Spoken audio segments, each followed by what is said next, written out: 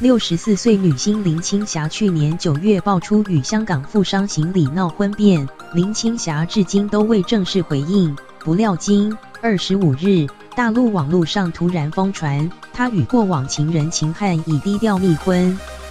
昔日曾与秦祥林、林凤娇并称二秦二林的林青霞、秦汉两人感情纠葛20多年。1985年，两人历经各自情路坎坷后再聚首，以半公开的方式交往，还曾合拍广告。但相恋8年后仍然无疾而终，林青霞最后选择嫁给行李。就在林青霞近日陷入婚变传闻之际，今日大陆网络上突然疯传她已与秦汉秘密领证结婚，消息惊动两岸3的演艺圈。据苹果日报报道，秦汉经纪人对此表示怎么可能，透露秦汉从去年10月就在北京拍戏，去年11月曾短暂回台，随后又再度赴北京赶拍新剧。